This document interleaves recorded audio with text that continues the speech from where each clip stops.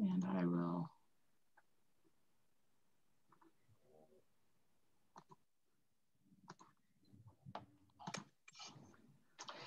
All right, so welcome everyone. My name is Barb Cardell. I'm the training director with the US Positive Women's Network. And I am here today with our partners at the Sero Project to do a gender justice and transgender 101, and especially to talk about allyship in HIV spaces. We currently have our presenters today are Kiara St. James, Sophia Kass-Martinkus, and Tiommi Luckett. And we are recording this meeting and we will go ahead and turn off our recording at the end when we're ready to take questions. We find that it does foster an environment where people feel more comfortable sharing. Please feel free to ask questions. I will keep an eye on the chat box as well as the Q&A as we go along.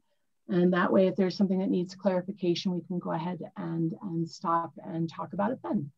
It's a small group, and so we have opportunity really to take time to talk deeply about any part of the presentation that you want to stop and discuss a little bit more. Just wanted to thank the Sero Project.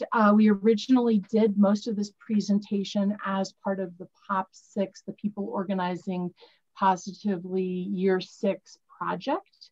It was part of the convening session. It was a little bit longer. And Tammy reached out to me and felt that this would be something that would be really helpful for Sero staff to have. And so I appreciate being able to bring this back and to share with you about this presentation. We currently have today Kiara St. James, Sophia Kass, and Tiommi Luckett, who are going to be presenting with us today. And with that, I will go ahead and turn it over to Tiommi. Thank you, Barb, and welcome everybody. And thank you again for this opportunity to share and learn together. And as we're talking about learning our objectives today, we hope that by the end of the training, you will be able to define gender expression, gender identity, and sexuality. So we're going to go over some pretty basic terminology and basic to those of us who are trans and are of the community, right? And so we're coming at this with the hope that, you know, no one will feel attacked and that a pretty base understanding of what it means to be an ally, right? And so even the most well-intentioned allies make mistakes. And so this is a place where we're gonna try to break those things down. Secondly, we're going to describe the importance of proper pronoun usage, and that can go a different way when you're thinking about trans women such as myself and my co-facilitators. Like, we're said, we came to you as we are. And so actually acknowledging our pronouns may be a little easier for some of the people on the call, but what about those people that you come across who are beginning their transition and they're doing it psychologically, and so their outward facing appearance is not quite what you're used to when you think of the pronouns that they want to be addressed by. And so we're going to talk about why misgendering and not honoring those pronouns actually is violence and can promote violence. And then we're going to move into mobilizing the leadership of transgender and gender variant communities in meaningful ways, because you are an organization and you want to actually mobilize the leadership that trans people bring and not actually like tokenize them. And we're going to identify ways to better serve transgender and gender variant communities, as well as evaluate how meaningfully the organization has involved people who identify as transgender or non-binary. Next slide, please. A little bit about PWN. You all are our partners, but we are the only national membership body created by and for women, transgender, and gender diverse folks living with HIV. Of those 28 diverse people that possessed a deep desire to create a unified voice, there were trans women in that founders meeting. And we were founded in 2008. And so our mission is to create a unified voice and build collective power by preparing and involving women living with HIV in all of our diversity. And a few slides later, we're going to talk about what that diversity really, really means when we say women in all of our diversity, in all levels of policy and decision making. And PWN applies a racial and gender justice lens to the HIV epidemic to achieve federal policies grounded in the reality of our lived experiences. We know that none of us are free until we're all free, right? And so PWN envisions a world where all women, and again, we're going to talk about that in just a few slides, what we mean by all women. And so it's not that we're having one word that means like women, cisgender women, right? We're talking about all women, because even when we talk about cisgender women, with cisgender women, some other cisgender women are not actually seen on that same level, right? And so we're going to talk about what we mean when we say all women. And so living with HIV and can live long, healthy, dignified, and productive lives free from stigma and discrimination. That is our vision statement. Next slide, please. So how do we do this as an organization? We build unity through the framework of bodily autonomy. People have the right to choose what happens and does not happen with their own bodies, right? And what does that mean? How does it impact? How is our bodily autonomy impacted through legislation? How is it different? How is it the same? Diversity as strength. Trans and cis people actually do have many experiences in common and also have unique experiences, but we're all connected through our various intersectionalities. And we build unity by promoting unity around state violence, access to care, attempts to limit sexual health and reproductive choices, and we acknowledge that racism is a public health crisis. Next slide, please. This is the slide I was referring to. This is the UNAIDS definition of women. And as you can see, all women means all women. And so those marginalized women and girls actually include transgender and gender diverse people, lesbians, bisexual people, sex workers, women and girls with disabilities, women living with HIV, women who use drugs, refugees, migrants, women and girls in conflict zones, detention and humanitarian settings, indigenous women, and women from other racial and ethnic minorities, adolescent girls, and young women, right? And so just think about when we're talking about people living with HIV, that encompasses a lot. It encompasses a lot of different communities of people, right? And we mean the same thing when we're talking about women, not just Black women, not just Hispanic women, not just cisgender women. We're talking about women that falls under all of these things, right? And so thank you again, UNAIDS, for defining women to mean all women. Next slide, please. So here is where I am going to pass it off to my very esteemed colleague, Sophia Kass. And she's going to talk about what does it mean to be an ally and accomplice. Thank you, Tiommi. And hi again, everyone. Next slide, please. So being a true ally and accomplice first means to understand and recognize and understand that actually words matter, and also to use correct terminology or correct words if we're talking to or we're talking about transgender and non-binary folks. Next slide, please. And so let us start with some foundational terms, right?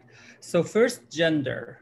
The important thing to know about gender is that it is a social construct. So that's the emphasis on that expression. You know, patriarchy traditionally came and told us there is only two gender groups. Each group has these characteristics. And usually, you know, these groups and these characteristics actually change with time, with cultures and societies. And of course, you know, we know that unlike what patriarchy has been teaching us since we were young, that unlike that, we actually, you know, there are a lot of many other gender groups. And when we talk about gender, it is two things that you have to keep in mind. It is an identity, so it's internal. It's our deeply inherent sense of who we are, you know, our energies, male, female, both or none. So internal identity. And second, it's an expression, external, which is how we represent this gender of ours in society, in the outside world.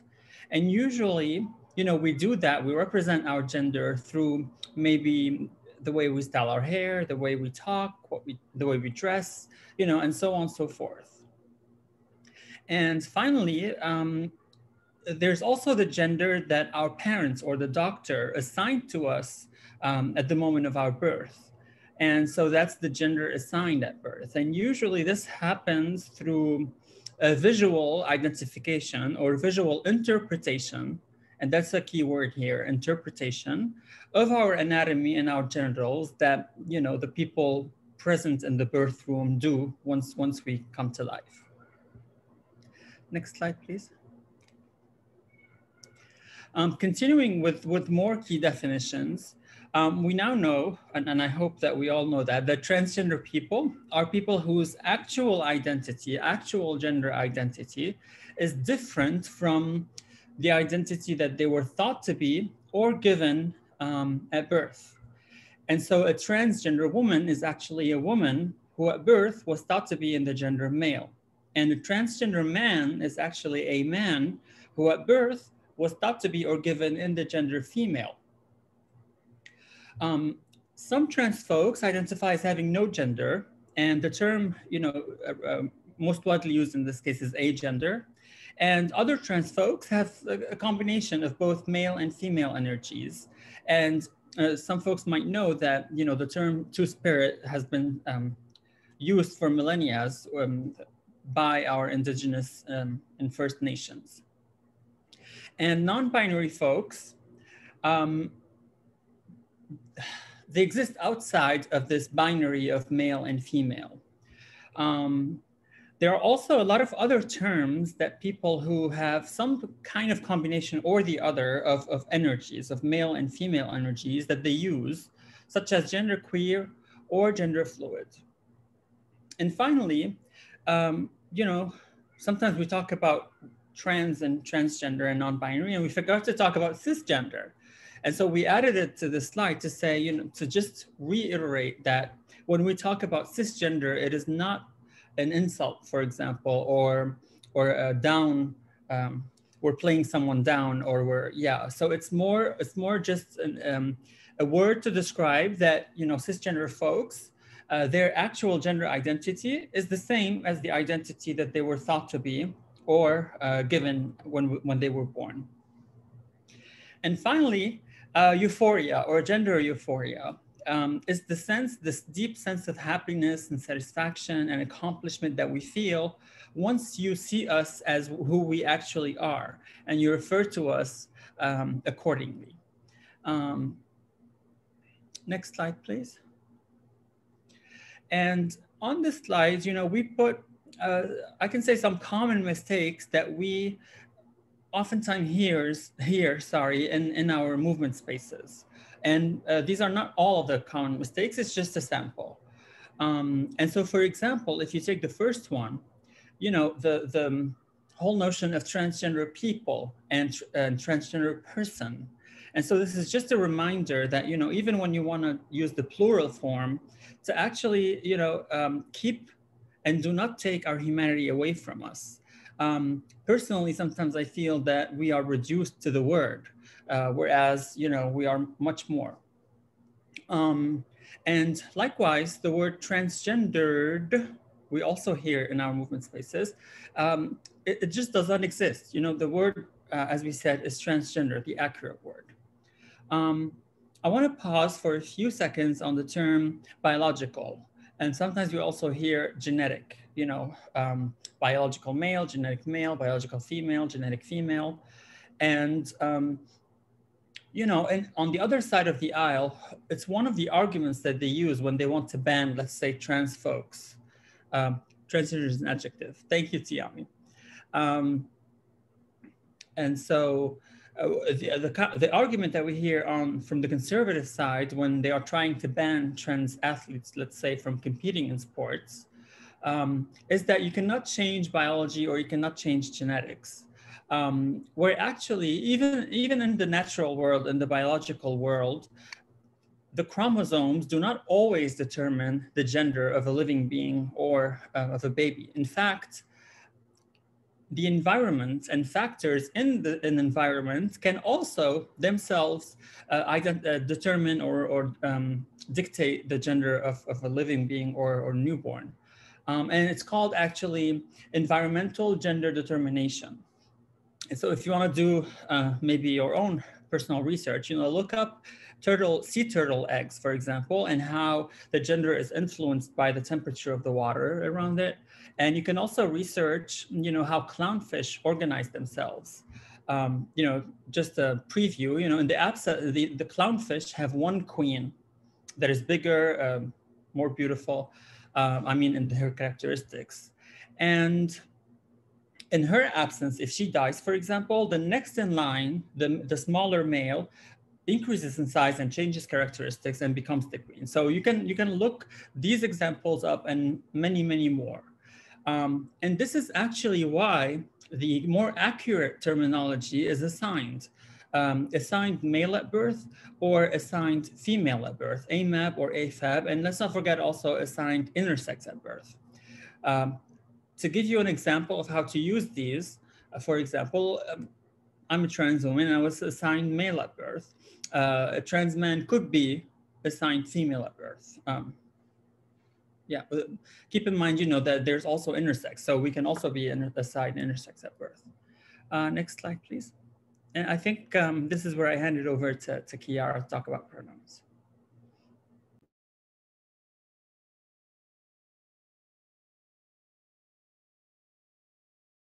Thank you, Sophia. So can you folks hear me? My apologies. Yes, so, thank you, Sean. So yeah, one of the first things I really think is really important to ground us in understanding that we all have a responsibility in how we unlearn, right? How we unlearn what Western civilization has taught us about gender, about deviant cultures, bear in mind that before colonialization of the world, there were many, many genders and gender fluidity that were accepted in indigenous cultures around the world. And so one of our main responsibility as a collective is to continue to unlearn and start to disseminate correct information to affirm all of us, right? Because we want to live in a world where we all are affirmed. And through a Western lens, that is not possible, right? Unless we all do the work and give pushback. So thank you, everyone. Thank you, Sophia. My name is Kiara St. James. She, her, goddess are my pronouns, because pronouns, they do matter, right? Using someone's correct pronouns is a way to respect them and create an inclusive environment. It is offensive and harassing to guess at someone's pronouns if that is not how that person wants to be known or addressed. Actively ignoring someone's pronouns implies the oppressive notion that intersex, transgender, non-binary, and gender non-conforming people do not or should not exist. Pronouns are important. Please don't joke about yours or someone else's. Being pronoun inclusive can protect someone from physical or emotional violence. And so why this slide is very important to break down is that we also want to make sure that the environment, the cultural environment, right, that you are creating at Sero Project, it is affirming of everyone's pronouns, right, gender identity. And so it's important to note that folks don't necessarily have to look what society say is trans, right? So we have this notion, right? I remember someone, clueless, was asking me, are you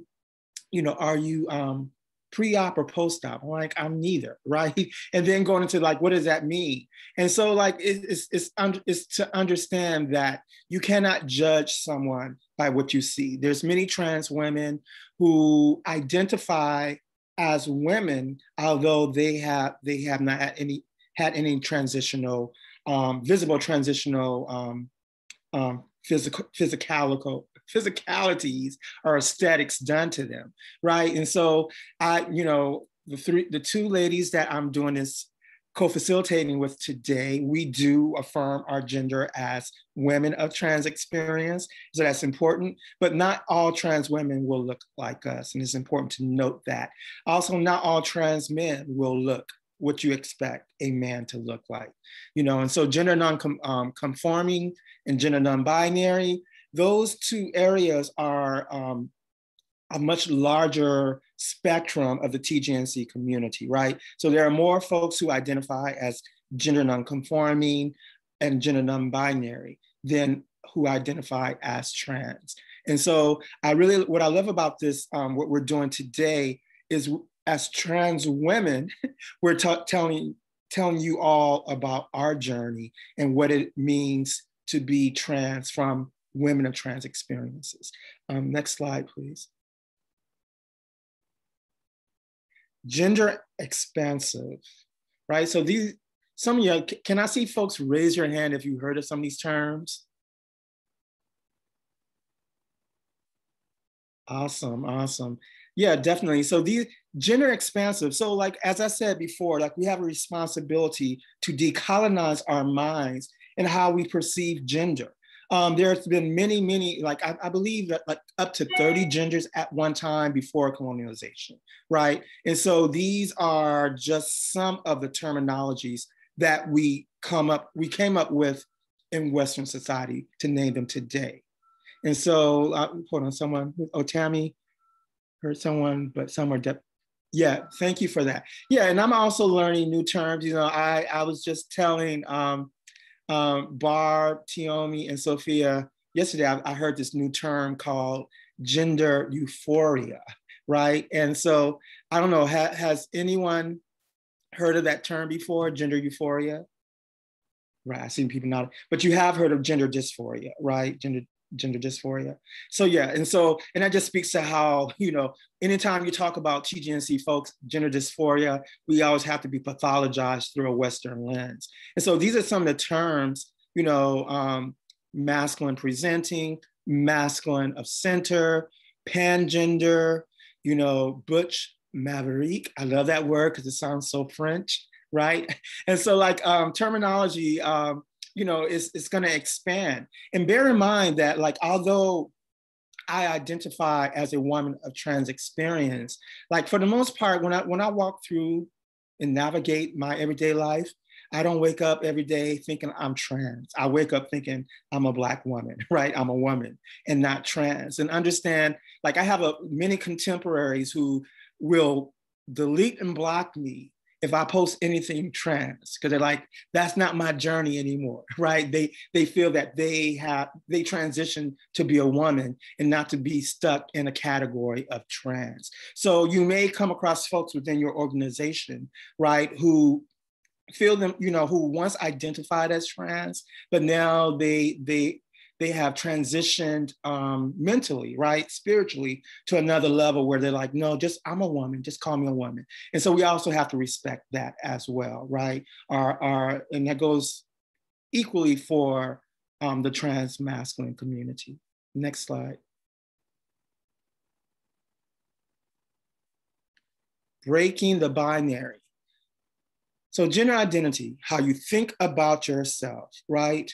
Woman, genderqueer, man. So it speaks to the pendulum, right? That spectrum of identifying as a woman, genderqueer, a man. And so oftentimes, when we think of binary, we've all been indoctrinated into male and female, and, it gets complicated as we get out in the world, right? And we find out like there's people who express their gender totally different, right? How you demonstrate your gender, right? So I knew quite a few effeminate men, right? Who I just assumed right? We're either queer, right? Or yeah, queer, because it's really feminine man, that's kind of like, well, he must want to be, he must be a lover of other men. And I found out, well, yeah, that's not necessarily true, right? Same thing when it comes to women, right? There's women who are very like bold in their energy speaks masculinity, right? It speaks, because I do feel like there is energy that is feminine and there's energy that is masculine, right? And so we all fall somewhere in between masculine energy and feminine, but also we also can have a merging of the two, right? So we can be both masculine and feminine at the same time. And so like oftentimes we live in a society that says, no, you got to choose one. Like either you're gonna be femme today and masculine tomorrow, and like you gotta choose one. And like, no, we don't have to choose. That's part of what makes us unique as human beings, right? Gender assigned at birth, how doctors or your parents chose to identify your gender, right? Then we get down to sexual, emotional, energy, orientation, who you are attracted to. And so on the previous slide, there was one on there like pansexual and some other terms, and so that speaks to like a pansexual is someone who is not necessarily attracted to male or female, but they're attracted to energy, right? The energy, maybe your energy is so masculine and so feminine that it attracts someone to you, because the masculine energy, like you feel like you're going to be protected by that person, right? If it's feminine, it's like, oh, you feel like you're being nurtured by that person. And both males and females can have both of those energies. It's not one or the other. We all have those energies within us. Next slide, please. The Soji astronaut. Yes. How many folks have seen this slide before? No, it's a beautiful, gorgeous slide. A galaxy of limitless possibilities. I really love that, right? And so what this slide is talking about, sex assigned at birth, female, male, intersex, other. And so like we all in Western society, right? We all, I think we all have become very familiar with those videos. Some of the folks in California, if you live out in California, you can blame people so focused on gender, right? So they have those gender reveal parties, right? That set off a wildfire in California last year, right? I think it was last year. And so it just speaks to like, it's so stupid to like have this big, blue or pink, because even those colors, right? Blue and pink, those are modern the designation for gender, right? Before World War I, pink was not assigned to females and blue was not assigned to males, right? It all came out of World War I.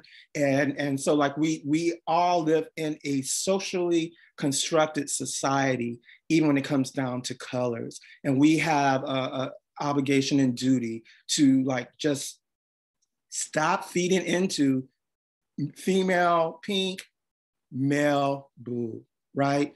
Intersex and other. So like intersex is, were once called androgynous or not androgynous, sorry. What's the word? Hermaphrodite, thank you. I'm thanking my invisible friend up in my apartment. So hermaphrodite, right? Folks have heard of that term hermaphrodite, right? And so we know that that term comes from Greek mythology, but the reality is to say hermaphrodite is not the correct terminology for someone who is born intersex.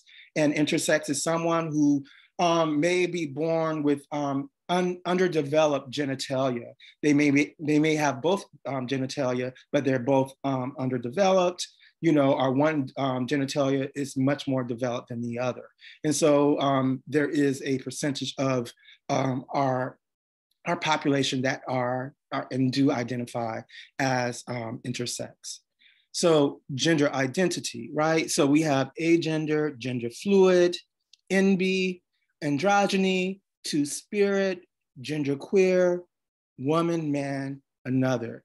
And so that just speaks to the expansive nature of gender identities. And as I said before, like we have a responsibility to like be very cognitive, conscious of the fact that I think we all know, like when you're driving, you know, you have that in your mirror, it says, be aware that objects behind you may be closer than they appear, right? We know, we're familiar with that when we're driving and it's in your, yeah. And so so it's kind of like we have to be conscious of the fact that what your eyes are seeing may not be how that person identify. And so, especially when they come into your organization for services, you really want to make sure that you are not just assuming that they identify as either male or female. And that's really important. Gender expression speaks to feminine, masculine, androgynous. And these are traits, as I said before, that we all can have within us, irregardless of what gender we identify as, right?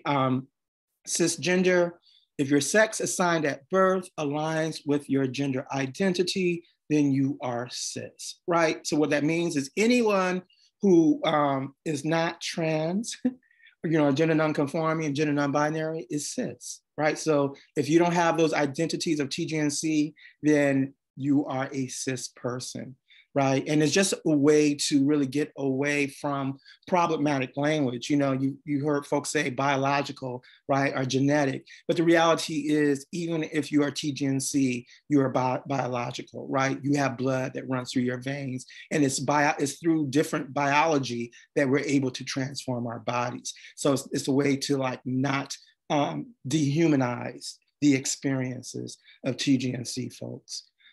Transgender. If your identity does not align with your sex assigned at birth, then you can identify as either trans, you know, gender nonconforming, and gender non-binary.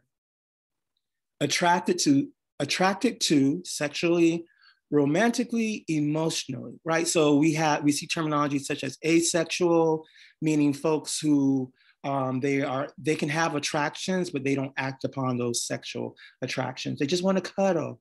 Don't you want to cuddle? I think we all want to cuddle, right?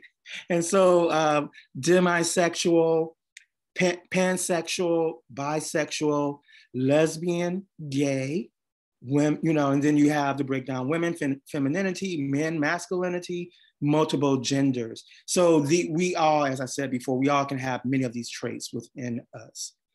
Next slide.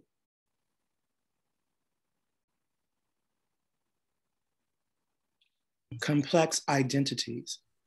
Alex, identified female at birth, gender identity is a woman. Gender expression is androgynous, uses she, her, hers pronouns, and is attracted to multiple genders, considers herself cisgender, right? So you know that about Alex. Alex, identified female at birth, gender identity is non-binary, gender expression is female, uses they, them pronouns, and is attracted to men. So here's another Alex. Alex identified male at birth, gender identity is a woman, gender expression is feminine, uses she, her pronouns, and sometimes goddess, and is attracted to men. She considers herself a transgender woman, right? And so those variations of how folks can identify, right? I am a Black woman of trans experience. I identify as heterosexual, right? But I have many girlfriends who they are lesbians. You know, trans women can be lesbians, right? Trans men can be gay, you know, so like it's important to understand, like just because someone identifies as a woman of trans experience, it does not necessarily mean that they are attracted to men. Does that make sense to folks? Like you know, so gender identity is how we identify our gender, you know, sexual orientation is who we are attracted to. So you can be a woman of trans experience and be a lesbian. You can be a woman of trans experience and be pansexual, you know, and you can also be asexual. You know, and so it's really important that we understand that. Next slide, please.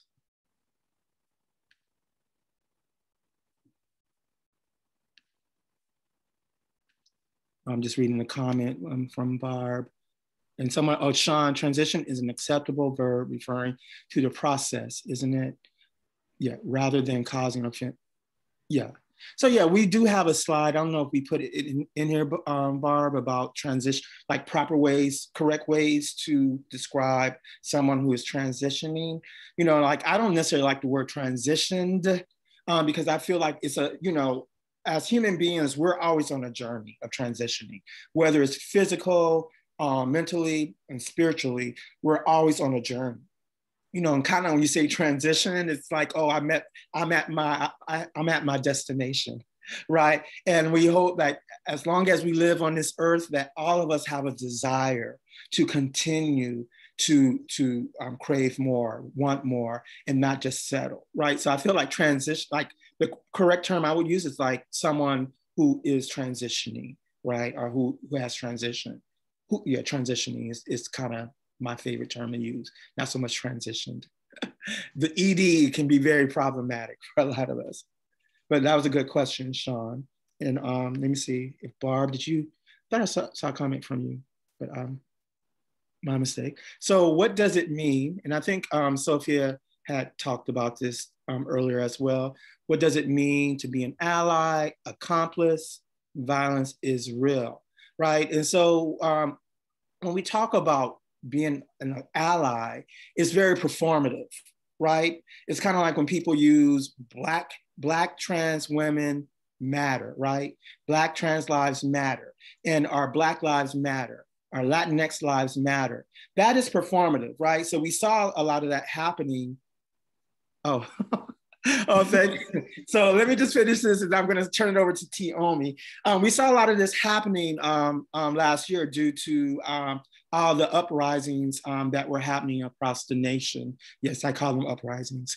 And like, you know, folks started, like corporations, you know, the first thing they started doing is these commercials and we stand with Black Lives Matter. That is performative, right? An accomplice was like Netflix, right? Netflix made an announcement that they were going to donate like $100 million to Black businesses, you know, and so that speaks to an accomplice stands with you, stands with your community, and you know they help to. They're not just giving you sound bites. They're actually showing by their deeds that they are indeed an accomplice. So I'm going to turn this over to Tiommi to continue, and thank you. Thank you so much, Kiara. Yeah, so just like Kiara said, you know, sometimes that allyship is performative, right? But what does that mean for as an organization or members of an organization? And I spoke to this earlier when I said that, you know, sometimes you're going to come across people who are in a process or a state of transitioning, right? So one stage being psychological. So they're owning who they are to themselves, right? Before they actually move into social. So sometimes when they move into social, it may not be a physical manifestation of who they feel like they are on the inside. And so when they go to talking about pronouns and saying who they are, their name that they have given themselves, right?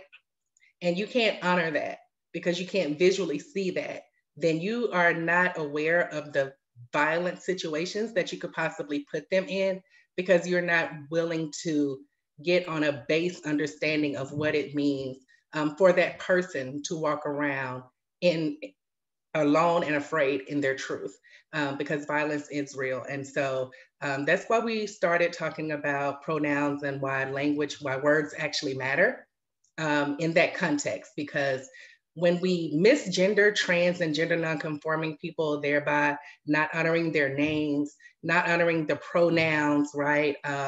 And so personal experience, I was at a conference and someone whom I had met at another conference and had gotten close to on social media. We were following each other in our work and congratulating each other. And by the time we came together, I was officially calling myself Tiommi. I had changed documentation. And even like what part I played in that conference, right? My bio said Tiommi and everything, right? But that person was like, well, you'll always be Tommy to me. And that is how I came into HIV advocacy. I came in under the name Tiommi, and a year or so later, as a part of my transition, the legal part of transitioning, I changed my documentation, right? And so that person told me flat out that that was not something that they could get with, but they loved me. And I'm like, you can't, because what we know who are of this community is that, like, when family members introduce me to their friends as their brother, they don't know that they're actually painting a target on me, right? Because they don't know that person's perception or understanding of trans people, right? And so you put a target on my back by not honoring who I say I am and introducing me to your people as who I say I am, right? So that promotes physical violence, chance for harm, bodily safety going out the window. And I'm the unknowing partner. I'm the unknowing party in all of this because I'm the person of trans experience, right? And sometimes when we are doing these cat calls, right? Like just trying to get down the street and guys are catcalling and someone wants to misgender us on purpose. Hey, you know that's a man, right? Well, on top of physical violence, it promotes sexual violence. Because we have to be put in our place, or if we want to be a certain way, then this is how you treat cisgender women. Like, come on, that's not okay either, right? It's just not okay. No means no. And so, and we're talking today because you guys are an organization. And so, like I said, the most well-intentioned of our allies sometimes will misstep. And for people who are of trans experience, like that's a common thing that happens. And so it just may be that day that it was enough. It was enough, and stuff comes out on social media, and you know, and everybody is upset with everybody, right? And so the bottom left-hand corner is a visual representation of like institutional violence and structural violence, because you have the police who target people of trans experience. There's a documented case of a trans woman walking down the street arrested under the assumption of prostitution, right? And so that speaks to ending violence against sex workers. Sometimes sex work is the only work that trans women are survival sex work is the only work that trans women are able to do, right? And so even in doing that, that permits the opportunity for physical violence, for sexual violence, and for structural violence, right? And so, so these are just some of the impacts that trans and gender nonconforming people face when they are not honored in the way that they honor other people, right? It's not hard. We went through, exactly, Barb. We went through Puff Daddy, completely irrelevant, Puff Daddy changing his name at least 3 times. And each time the world accepted it, right? Each new publication that came out, he was either Puff Daddy, P. Diddy, or Puffy, right? And sometimes Sean, right? That's his name. So I'm like, why is it so hard for people to accept that about trans people? And when it is the people that are closest to us, such as people that we work with in an organization or our families, like it's even 10 times harder when we're disrespected constantly, right? And so, yeah, misgendering trans and gender nonconforming people is definitely violent. And Prince, we went to a whole symbol and I still don't know what that was about when it came to Prince. Thank you for that, Kiara. Next slide, Bart. Okay, so microaggressions. If you look on this slide, you see 8 people of trans and gender nonconforming experience, and they're holding these signs, right? Well, these are things that I have heard as a trans woman. I may not necessarily broadcast, but different people at different points in the HIV community, most well-intentioned people have asked me one of these things, right? So top left-hand corner, you're so beautiful for a trans girl. Well, what does that mean? That speaks to your biases against what, and your prejudices against what trans people are supposed to look like. What made you the ruler and all-knowing father, right? Excuse me 1 second, y'all. Sorry about that.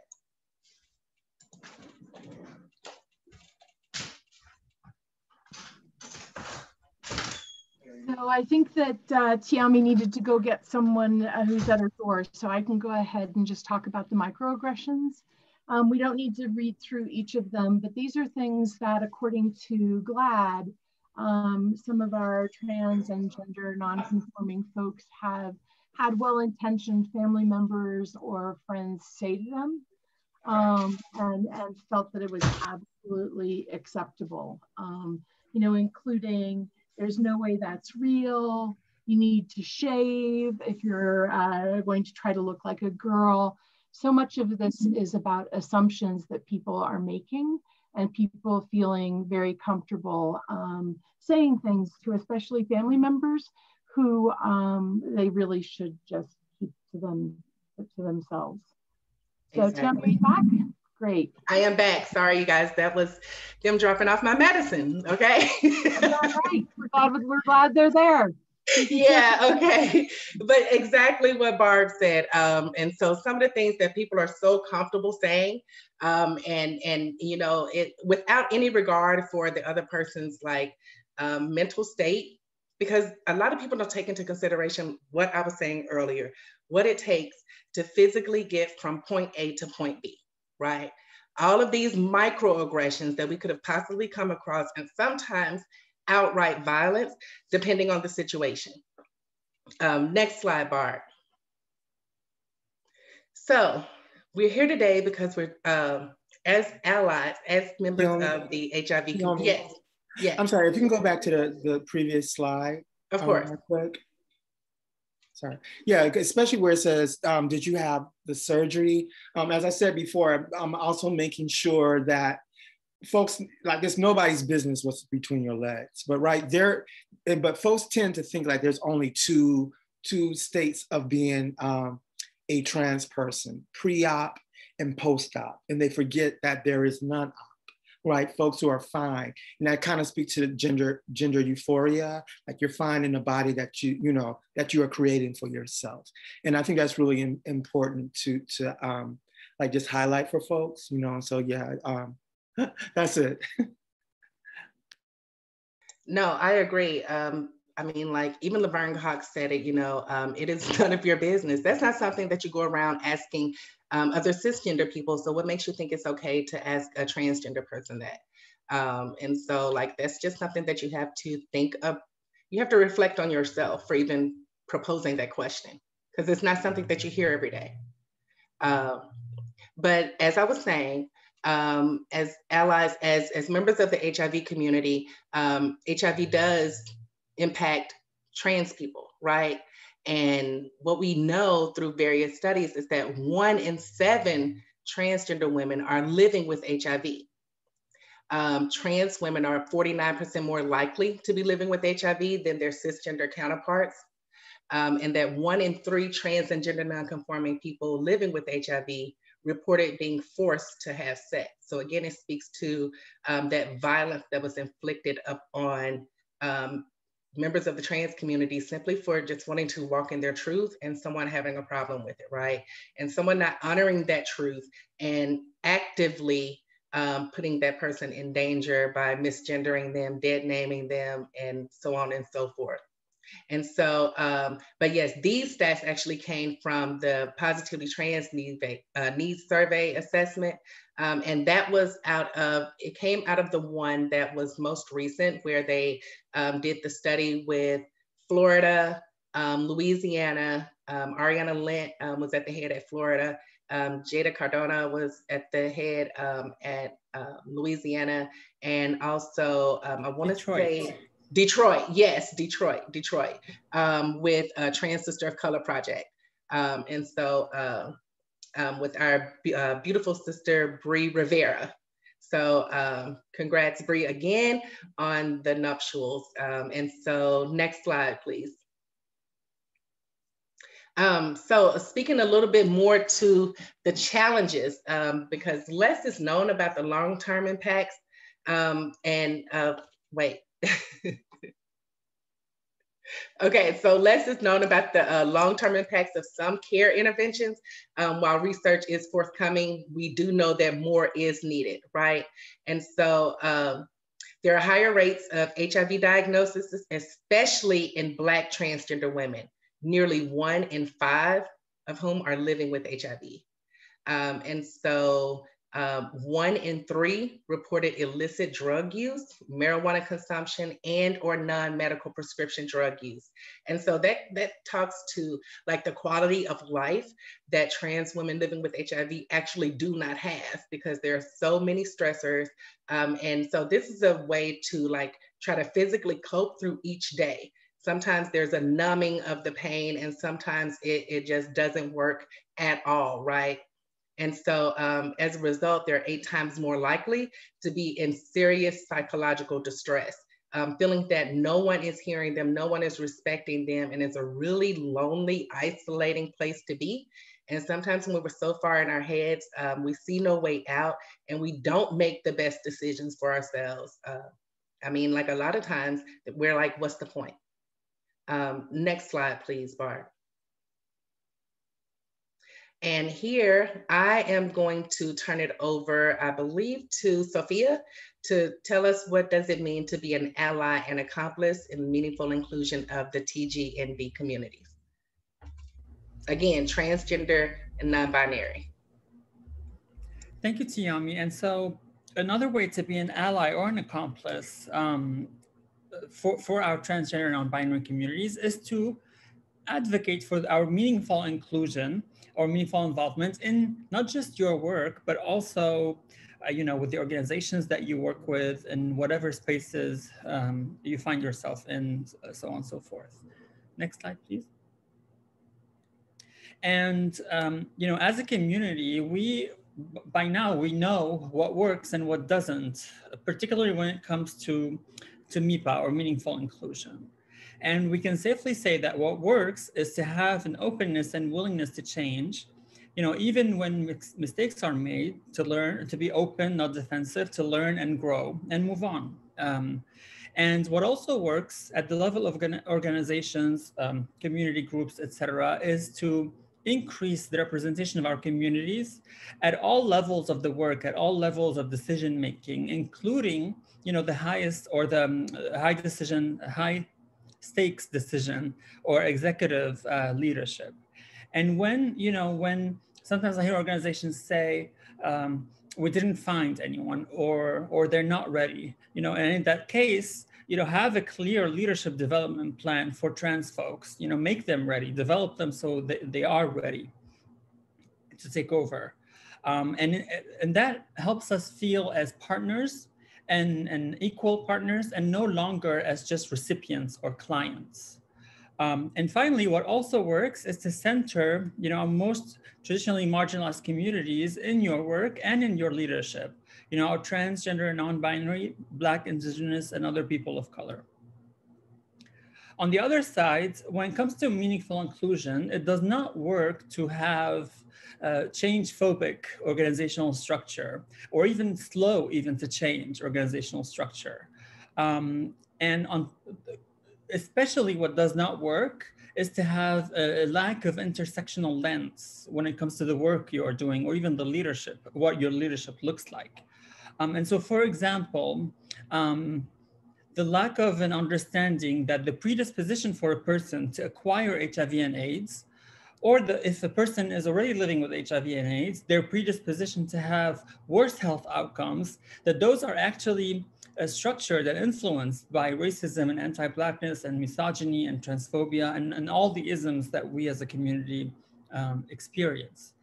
And that lack of intersectional lens, how does it show? It shows through, when you see commitment statements that are vague or ambiguous, or narratives that are colorblind or race neutral. And finally, what does not work when it comes to MIPA is to gaslight trans folks. I might even add, to manipulate the communities, to organizations that manipulate our communities to do their bidding. Next slide, please. And part of this gaslighting is also, tokenization. when you look at organizations who still do tokenize trans people, you often notice that we are present as a non-decision making member at a decision-making table, or silent. Sean is asking, will there be some time for Q&A? Yes, of course. We have it at the end, but we're a small group. If you have a question, yeah, ask. Or write it down and ask it at the end. Yeah, maybe after this section I could ask it. I don't want to interrupt this section right here. Thanks, Tiommi. Thanks, Sean. And so, I was talking about organizations that do practice and practice tokenization. You notice that we're at the table, we're silent, we're non-decision making, whereas the whole table is decision making. And we're there for the picture at the end. They want to check the box, look good in front of their supporters, look good in front of their grantors or funders. And oftentimes in these situations, we don't have real power. And here I want to add a small nuance, because I've seen organizations who are really, they do good when it comes to like hiring trans folks, or maybe also let's add developing trans folks. But when it comes to high stakes decisions, course altering decisions, are we going to go right or left? Where do we want to get? In those decisions, trans folks are actually not included and cannot influence the how things are going. And in these organizations, if you dig deeper, you'll find that this is, rooted in the implicit bias that Tiommi was referring to earlier. And this is actually where we as a community need you as an ally and as an accomplice to help us, break down this, break off, and I don't know the word, but remove this bias. Especially in places where we don't want to go because it's not safe, let's say. Yeah. Sean, did you have the question? Sure. Well, I had sort of two things. One, going back to the transitioned versus transitioning, I totally understand what you're saying and about transitioning and ongoing. But then what's the best language to use when, for whatever reason, describing somebody transitioned, right? That it isn't evident that they're, how that's what I'm asking. I can't think of another word to describe somebody having, once presenting one way as one gender, now presenting as another gender. Should I answer that, or does Tiommi or Kiara want to answer that? Okay, so if I'm hearing you correctly, so a person presented as male at some part of your life, and in them, and now that person presents as female. Right. Okay. Well, so maybe I knew them or I didn't know them, but I'm just to describe that change in how they present themselves. How do we describe that if not referencing it as having transitioned? As having transitioned, simply because Kiara was speaking to us as individuals. We are never fully evolved, right? It's a journey. And so it's just a word play. I myself, there may come a point in my transition where I think that I'm done. I myself will probably say I transitioned from male to female, right? So talking about gender transition, that's the slide that Kiara was referencing to. He changed genders, he transitioned. See, it's acceptable, but it's a personal choice. Like Kiara feels that she is steady on a journey to wherever she needs to go, right? And so she uses it in a tense that doesn't mean it's over, but acceptable. When he competed as female, he transitioned, not he changed genders or before he became a boy, before he transitioned, right? And so, like I said, it was acceptable, but words matter to different people. Right. And you can also say semantics, right? Tomatoes, right, semantics. Right. But yeah, like for me, I don't like terms like transitioned. simply because I feel that we're all in a constant state of evolving. But transition, if you want to use that, is much better than saying when he was a female, right? And so, or he changed genders. So definitely that's more acceptable than that. But I just, for my own personal reasons, don't like the term transitioned, but you can use it. It's not a problematic.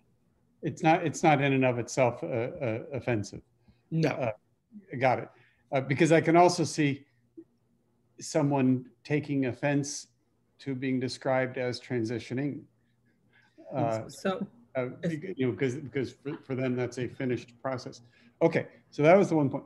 The second is the Actually, Sean, before you just move to the second question, I just want to add a quick thing, an idea, is that for me it's also, presenting male. They were presenting male, and then now they're presenting female. That's one way to say it. And two, sometimes I wonder why the focus on this journey, what we were and what we're now.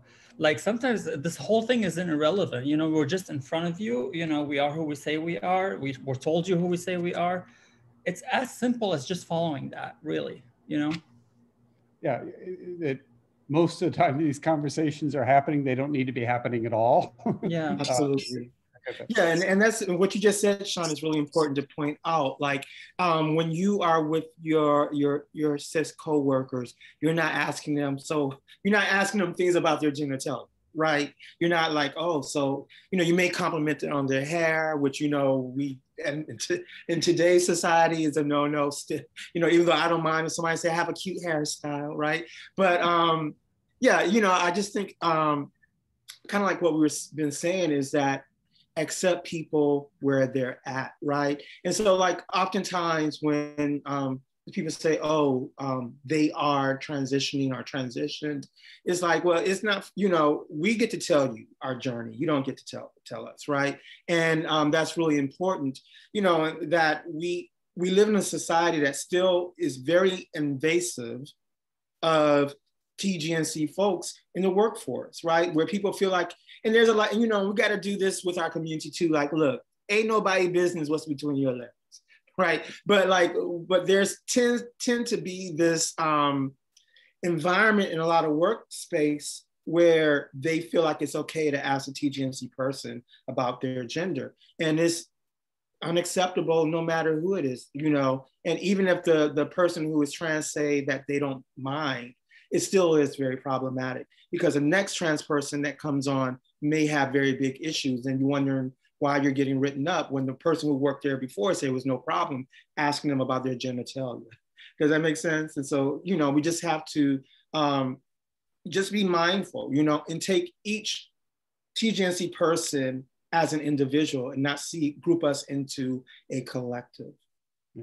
That the context this was arising for me was actually not in conversation, but it was in something being written in a book that somebody asked me to give some comments on, and they used transition right in a past tense or in a common sense. Yeah, and we're the thing about the human language, like words evolve, right? And so as I said before, there may come a time where we don't even use the term trans to identify trans women and trans men.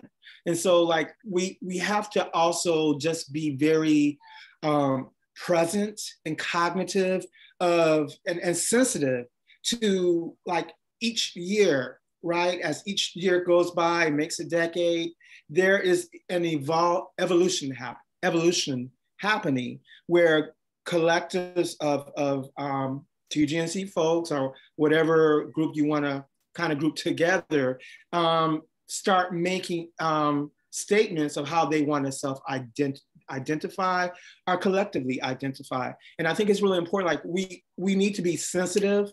That's why I always hate the term what's called TGNC culture competency trainings, because people get very comfortable oh yeah, I know that term, yeah, but no, we're human beings, we're going to evolve. And so what you call me today, I might find it very offensive next year, right? And so that it speaks to also like these type of trainings they have to be ongoing, because language and people are always evolving. And so I just really think that's important to note. So should I go to my other question or point? Sure. Okay. And this is this is what's been difficult for me, is introducing myself and defining the pronouns that I prefer. For one, I truly don't have preference. Yeah, I mean, I physically matured very late.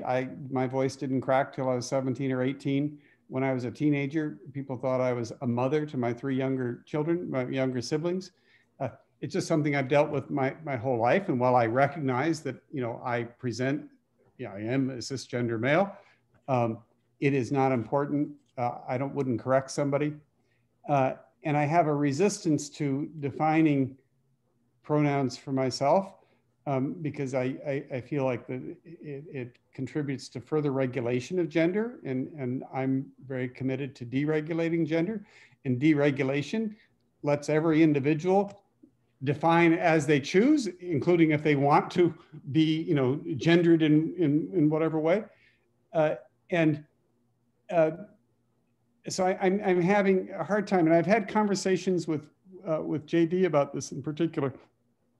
And I understand the ways that it can make others feel safer. So I can see that as a considerate thing doing for others in certain contexts, but I'm still kind of bothered that I'm contributing to gender regulation, and there's I don't know, so anyway, that's what I'm struggling with, and this is what I was really looking forward to this conversation to talk about it, because I'm very conscious that I'm frequently in environments where, people introduce themselves by gender, and sometimes I do, and I say, Sean, he, him, they, I don't care. But one time I said, I really don't care, and people found that offensive because they thought I was like trivializing it, which I didn't want to do, but that was like the honest answer. And if I put, he, him, she, her, they, them all on there, I think people would see that also as offensive or potentially trivializing it. Right. And then I'm going to shut up because I talk entirely too much. No, thank you for that. Your experience is your experience, right? And so one of the reasons why we are doing these type of trainings is to just make sure that everyone feels affirmed in their gender, right? In their sexuality, their race. It's really important. So you having uncomfortability with your gender pronouns, or not wanting to proclaim a specific gender pronoun, it's fine if you say, well, just call me Sean, right? I'm sure, kind of like what Tiommi was saying about Sean, Puff Daddy, Sean Combs, and his P. Diddy, and then Prince. Prince was a symbol. It's going to be a beautiful world when we get to a place where we accept growth and evolution in people. And so like what I was saying is it's perfectly fine for you to just say, when it comes to your gender, just call me Sean. I'm Sean. People know me as Sean. But I do feel like we have to create space, right? That's one of our responsibilities, is to create space where everyone feels welcome. So if you well, I don't want to identify as any gender, you can say that, right? You can say, I feel comfortable not having a gender. And we're like, okay, thank you for that. I don't think it's going to be a problem if you say that in future webinars. I just have that. Oh, go ahead, Sean. I was going to say, how about identifying myself, on here, like my little name, it says Sean Strub, and I could change it. I could be Mayor Sean Strub. I do that sometimes. Yeah. Oh, go ahead, Barb. in the sort of pronoun conversation, it's important to let people know that you're paying attention to it. And so you can say, Mayor Sean Strube, I use no pronouns, or I can use all pronouns. Either of those are really letting people know that you're paying attention to the pronoun conversation, and not kind of diminishing that for others it can be very, very important. Mm-hmm. And that works in like a meeting context where people are going around the room and saying it, and that's what I have sort of come to. I'm fine with whatever pronouns anyone wants to use or something. Yeah, or I use all or none. I mean, if you choose which one feels right to you. We have trainers who say, my name is Barb, and I use no pronouns. Use my name, please, and that is acceptable in this kind of conversation. Right. For sure. Yeah. There was a time. Oh. But what happens when someone says everything? I get really confused. People will say he, she, they, everything. Queen, goddess, all in one line. I'm like, well, what am I supposed to say? It's to me, they are in a state of gender euphoria that that Kiara was talking about, right? So there are no slip-ups. You get a pass. You may think that you have messed up, but you get a pass because all of those are accepted. So when you're around that individual, there are no slip-ups, right? Okay. And so yeah, because they are so comfortable in who they are and so empowered in their everyday walk of life that it's acceptable. It's acceptable. They're not really concerned with your level of comfortability because they're so ingrained in who they are, right? And so as an extension, you will be comfortable too, even if you're like, oh, my bad, and they're like, no, I go by those pronouns too, right? So it's a way to like not let there be a knockdown drag out, right? Over pronouns, because what I wanted to say to Sean was that you felt very comfortable enough to acknowledge the fact that you don't see gender, right? That's empowering for you, but for someone who is fighting, right? And to just hear that in that context, but more like what Barb said, if you're introducing yourself in a meeting situation, hi, my name is Tiommi. I use all pronouns or no pronouns, right? That's letting everyone know that I'm coming into the room a little different. You may slip up, but it's okay. We're going to get through this, right? But yeah, just honoring who people say that they are, because you are privileged and comfortable and empowered enough to announce who you say you are to the room, right? And so a lot of us don't feel that, even when we're in positions of power, right? We're still like, I gotta fit within a certain mold. And so that's why we're talking like about this with organizations, because we feel like we have to fit in a certain mold. We can't bring our full selves into the organization because somebody is not gonna like a part of it, and there goes our financial stability, right? And so it's a little trickier when you're dealing with a population that is sensitive to violence, to all types of trauma, right? And so just being like open-minded to being corrected if wrong, because being trans is not a monolith. Being GNB is not a monolith. And we're gonna mess up. We're going to mess up. But it's not the end of the world when we do, you know? So don't look at it like that. Like you're gonna get everything right, because I mess up, and we are very visual people. And sometimes what we see and what we're supposed to say to not enact harm is not always parallel, right? Sometimes we go against the grain because we're more visual than anything.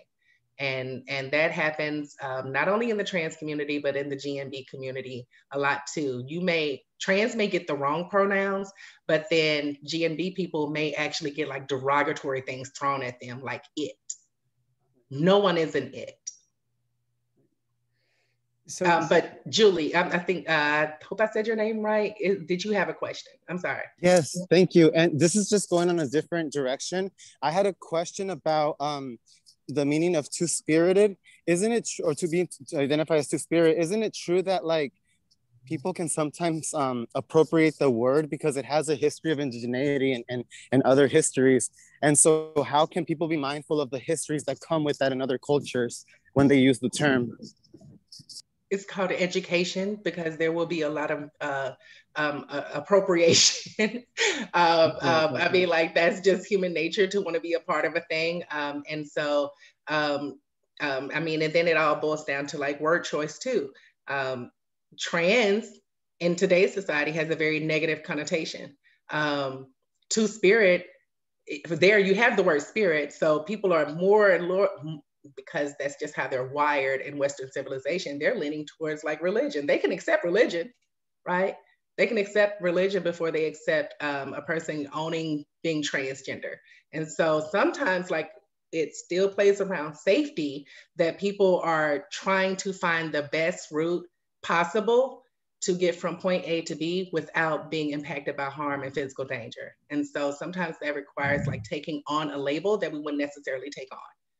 And so Kiara spoke to that when we were talking about women of trans experience wanting to identify simply as women, because we know what it's like to have that trans label attached to us. And so for some of us, it is the most powerful feeling. And then for others of us, it is the most fearful thing about our existence. Like a shackle. Yeah. Yeah. Yeah. No, if I can add two things. I would just, before you, I'm sure. sorry, I just wanted to, so two-spirit, I think that's a great question you asked Julie, if I'm not mistaken. Yeah, we have to be sensitive of culturally appropriating language that is not from our cultural groups, you know, and understanding that two-spirit does not necessarily mean trans either, right? You can be genderqueer and two-spirit. Oftentimes when people say two-spirit, they're thinking, oh, those are the trans people. But no, those are actually really gender non-conforming, gender non-binary, genderqueer people who do not necessarily see themselves as being women. I hope that makes sense. You know, like when the French, when they first started to colonize Canada, the term they used for two-spirit people was the term berdache, right? Which is like a term for like prostitutes and all of that. And so it's important for us to understand that like we live in a society that has been colonized from the very beginning. And so what we have a responsibility of doing, as I said earlier, is just really making sure that we are respectful and give reverence to the people who were here before, and honoring that two-spirit. That is not our word to use. You know, there's a lot of other terminology out there for folks who want to not identify as TGNC, but like two-spirit, I feel like we have to be respectful of that type of cultural appropriation. Thank you, Kiara. I just wanted to add, you know, like when I was talking about two-spirit, for example, sorry, you get the pronunciation. I credited it to the culture that gave birth to this, right? I didn't take it and appropriate it as my own. And so that can be another way also that we can talk about stuff that are outside our own culture, but still have value, and just say, you know, they came from this wisdom of this culture. Right. And another. Thank you. And I totally, oh, sorry. I'm just gonna say this right I meant to. Another long surviving trans community exists in South Asia, right? And they're called Hijras, right? And Hijras, I would never call myself a Hijra because I don't come from that culture, right? If you are Desi, you know, South Asian, that's the word that you use to identify your specific culture, tribe that you belong to. And so it would be appropriation for me to say, oh, I'm a Hijra. Like, no, I'm not a Hijra, right? That is cultural appropriation. And so I just feel like that's another way to see like two-spirit as well. Thank you. I was only mentioning this to clarify because I know that like it could be a little confusing to allies and accomplices who may not may be hearing the term two-spirit for the first time. And so I just wanted to just like maybe just clarify on that, but I totally agree with everything that's being said. Thank you. That was a great discussion. I love it. It was. Are we ready to continue? I think so, yes. Okay.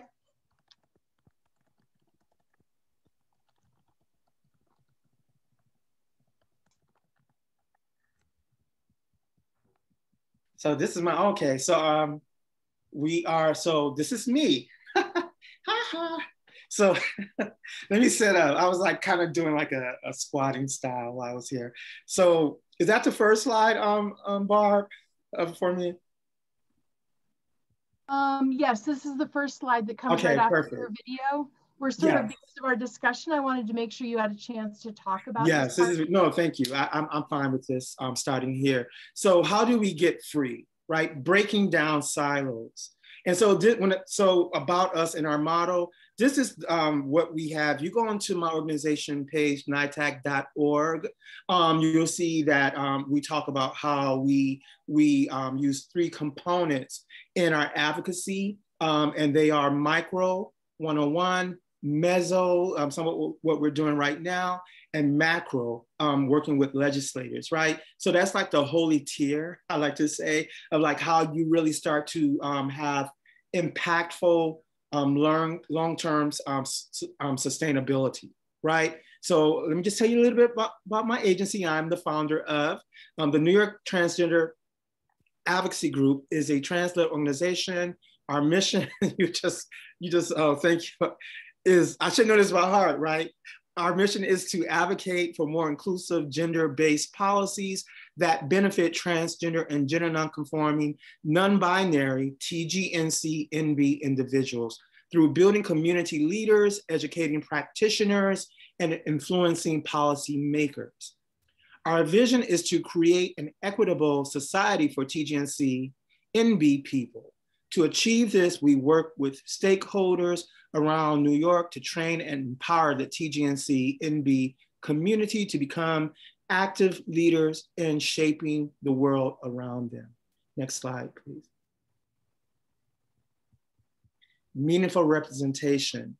So these are like very important to have like as part of your component to really not only engage TGNB folks within your particular organization, but also to develop them and to retain them in your organization. So with the board, education on board, purpose, policy, procedure, empower TGNB folks to share their experiences, ensure the voice of TGNB is heard, reflection of community, constituency that you serve, like your staff, what is the representation of TGNB folks on your staff? How is your organization affirming? Like that speaks to culture and values of your organization, you know, because your culture and values are really the core of your organization. So if TGNB folks are coming into your space and they're not feeling welcome, they're not seeing literature that speaks to them, there's a good chance like they may stay because maybe you offer them a Metro card or, you know, a gift card, but they're not coming back, right? Unless you're giving out another. And you don't want to like, you're gonna drain yourself. And I don't mind you paying TGNB folks for our intellectual property, but like you also wanna like build, like cultivate a relationship with TGNB folks, right? Constituency planning councils, planning groups, advisory boards, quality management teams, education, centering our community through leadership development. And so let me just break down my experiences when I first moved to New York, and I would be in certain groups. And I'm like, well, why is it this way? And they'll be like, well, that's the policy. Oh, well, yeah, we know you identify as trans, but like there's no regulations. Like New York City doesn't have any regulations that acknowledges TGNB folks. So we're gonna have to call you by your birth name and the gender that you were assigned as. They wouldn't say assigned, they would say born at, right, given. And so how we start to change that, because we have a responsibility, right? We have an obligation as well to like, if we see that there are policies, like for instance, Arkansas, Tennessee, and a couple of Texas, my home state, like there are very draconian laws in effect that really are going really hard at trans women, like women athletes. And so like we have a responsibility to like mobilize our community and educate and find other stakeholders and folks who we have mutual interest in to make sure that we're creating, it may not be your entire state, but maybe your city, right? Making sure that your city is a bulwark or insular to any attacks to TGNC folks. So if you are working in an organization where you're like, well, you know, according to state law, like, no. Like we need for you to like also make sure that you are including that meso and macro and getting faith-based folks involved in fighting against policies that are very hateful and erases people's identity. Next slide. And Kiara, sorry. Yeah, I'm just going to let people know we do have a number of other slides that have examples about how people can be really inclusive. Yes. We just want to be respectful of people's time. Yeah. Yes. And no, thank you. I talk a lot, so yes. it's all right, Kiara. It is all right. So we just want to go to our conclusion. Really, we do have some calls to action, and I'm going to pass it over to Sophia here. And then if people want to stay on and ask questions afterwards, we can go ahead and do that. Thank you, Kiara. Thank you, Barb, too. And so in conclusion, you know, here's a few do's and don'ts when it comes to, you know, language, meaningful inclusion, everything that we've been talking about. Do not refer to transgender and non-binary people with gendered language. So hello, sir, yes, sir, hello, ma'am, yes, ma'am, or no, ma'am. Instead, do ask, you know, how may I address you? Do not use derogative, and I think Tiommi talked about this, you know, like he, she, or it when referring to transgender and non-binary people. Instead, use the correct pronouns that we answer with, you know, that we give you. And do not disclose a trans person's identity to others. You know, just like HIV statuses, just like how much money you got in the bank, these are deeply personal and private, and the choice to disclose belongs to the person only. And, you know, but what is your real name? You know, do not ask that question. Instead, ask respectfully, you know, what their names are, and stick to and use the name that we give you. And just as a reminder, you know, do not use transgendered, a transgender. I think also Tiommi mentioned that, or even for me, worse, tranny or transvestite. Instead, use the correct terminology, trans and transgender. And you can also use other words, mostly, you know, not all of them, but mostly you can use a lot of words that we as a community, you know, we use amongst each other to refer to ourselves. And when you're talking to groups or even email, you know, dear, etc., do not put people in gendered boxes like, hey, you guys, or ladies, that are exclusive, of course. And sorry, instead, do use terms like, hey, family, hey, friends, hey, folks, hey, beautiful people, hello, all. And finally, do not talk about real. And this one kills me, to be honest. Because like, who says what's real? Like, is this cisgender woman real? And am I a transgender woman? Am I not real? You know, and how do we define that? And instead, you know, by now, I hope that we all have an understanding that the gender galaxy is huge and expansive, and the gender itself, and this is, you know, proof, the conversation that we had is a proof. And finally, support the trans agenda. If you want a quick way to, maybe easy way to support the trans community, sign on or go to the Transgender Law Center's website and sign on or support or pledge support to the Trans Agenda for Liberation. And this agenda was put together, you know, as a community, we came together and we put it. It contains 5 pillars or 5 values that we believe as a transgender and non-binary community can lead to liberation. First, Black trans women and Black trans femmes leading and living fiercely. And so Black trans women and Black trans femmes have to be trusted to lead and followed because they not only have the lived experience, but they also have the expertise and the solutions towards the different forms of violence that we face as a community. The second is that trans people belong, that one. Two, that we have the right to determine or define where do we belong to, the belonging. And finally, we also have the right to not to be criminalized when we do that, when we choose. What happened?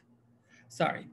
And the third is, as a community, we believe that we are stronger when our relationships, interpersonal relationships, are stronger, including, valuing all life, from the first breath to the last, including our trans elders and wiser people. We also believe that trans folks, we have a right to define ourselves, that our body are our own, and that our bodies, we dream of a world where they are not criminalized, our HIV statuses, our, the job that we do, all of that. And finally, we believe in a world that where we are free to thrive, without prisons or cages, and where particularly folks that are marginalized, particularly people in sex work economies, where they have rights and protections, and we all have rights and protections. I tried to be quick about this, so sorry if I'm talking really quickly.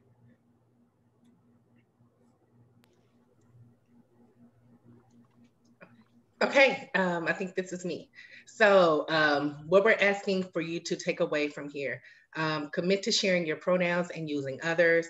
And so stand up for trans and gender diverse communities when people aren't willing to use their chosen name. Don't be complicit, don't be complacent, because that also contributes to that violence. If you're in the room or you're around your people and they see a trans person or they misgender a trans person, and you don't say anything about it. So we're asking that you be upfront about how that is violent, and they don't know people's actual behaviors and attitudes and thoughts and perceptions.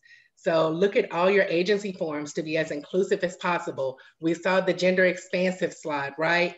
There were 64 different ways to talk about gender identity. And so when you're providing services to people of trans and gender non-conforming community, when they see that option, because it's simply as just like putting a box there and typing all this stuff out, when they see that option, they automatically know that you get it, right? And so, and like I said in the chat, Facebook allows for 54 different options. And so like it's Facebook. Okay, so advocate for gender inclusive rights, right? And so going back up, when you look at your agency forms to be inclusive as possible, moving beyond simply male and female options. That's why I brought up the 64 different ways to describe gender identity. And to get away from like sex, right? Because when we think of sex, people are automatically drawn to the genitalia. And so we already know that, we don't have conversations with cisgender people about our genitalia, right? And so advocate for gender inclusive rights. Keep learning.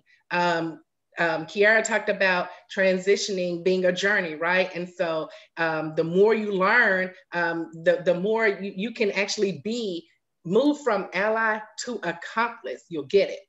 And finally, on tomorrow, honor trans folks on March 31st, the International Transgender Day of Visibility, right? And so like you have trans people all up and through your community advocacy and all that. So take some time to honor trans folks on tomorrow and every day, not just tomorrow.